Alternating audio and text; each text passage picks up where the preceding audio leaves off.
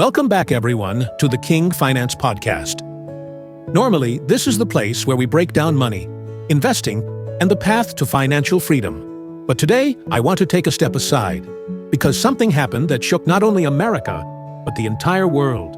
And it forces us to ask, what kind of time are we living in, when a single bullet can silence a human being simply for speaking his mind? Yes, I'm talking about the shocking assassination of Charlie Kirk, one of former President Donald Trump's closest allies, who was gunned down while giving a speech in front of more than 3,000 people at Utah Valley University. Now, just picture this. You're a student, or maybe just someone curious enough to walk into the event. You sit in the crowd, the energy is buzzing, people are clapping, laughing, debating, and then, out of nowhere, a gunshot cracks through the air. Excitement turns into panic. Curiosity turns into fear. And when the smoke clears, Charlie Kirk, a bold, controversial, unapologetic voice of America's conservative youth, is lying on the ground.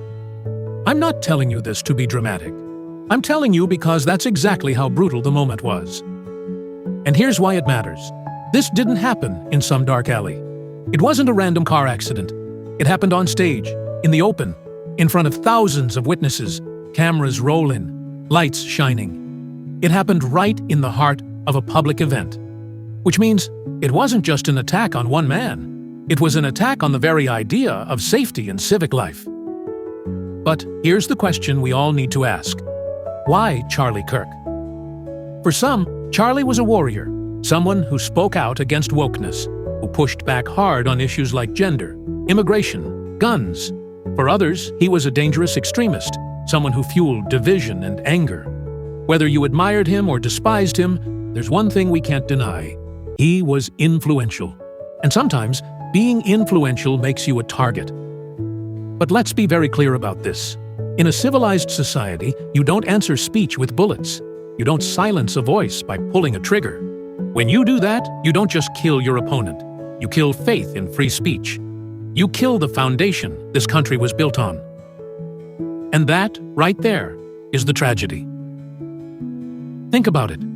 A student who sat in that audience. Do you think they'll ever feel safe to raise their voice again? Do you think someone else who wants to speak their truth will feel free too, knowing that a single word could put them in the crosshairs? That bullet didn't just pierce a man's body. It pierced the confidence of a nation. What we're seeing here is the America of 2025 in its rawest form. Deeply divided, bitterly polarized. Politics isn't just debate anymore. It's war. And when politics becomes war, people like Charlie Kirk, whether you agree with them or not, end up on the front lines. So what happens next? First, this assassination raises the fear of political violence to a whole new level. Both conservatives and liberals now have to think twice before attending a rally, hosting an event, or stepping on stage. Security costs will skyrocket. Anxiety will rise. And slowly, quietly, free speech itself will shrink. Not because of laws, but because of fear. Second, anger will spread like wildfire. Some will say this was a political hit job, orchestrated by the other side. Others will dismiss it as the work of a lone, deranged individual. But either way, it fuels division. And let me ask you, who benefits from Americans tearing each other apart? Not you, not me, not ordinary people. The only winners are the political machines that thrive on chaos. Third, and maybe most dangerous of all, this shows us that America is losing its ability to talk. We don't debate to find truth anymore. We debate to destroy each other. And when words don't feel powerful enough, some turn to violence. So, what's the lesson here? It's simple, but it's painful. Democracy cannot survive if we don't respect differences. I get it. Some of you listening right now may not like Charlie Kirk. You may have rolled your eyes, yelled at your screen, or even cursed when he spoke.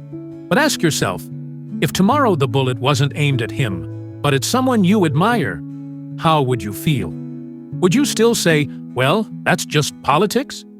Or would you feel the raw injustice of it? And that's why I want to hear from you. Honestly, from the heart. What do you think about this tragedy? Do you see it as a random act of madness? Or as proof of America's deeper collapse into violence? Do you think our politics has gone so far off the rails that people would rather shoot than argue? Drop your thoughts in the comments. Don't hold back.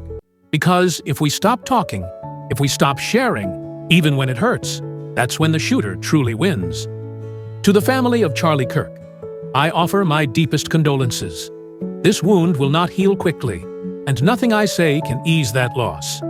But I hope, if anything, this moment reminds us that no opinion, no ideology, no disagreement is worth a human life. Thank you for listening to this special episode of KingG Finance Podcast. If this struck you, if it made you think, please share it. Share it with your friends, your family, because these are the conversations America desperately needs right now.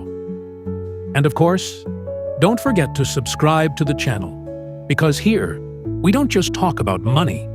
We talk about life, about truth, about what it means to stand strong in a world that feels like it's falling apart. I'll see you in the next episode.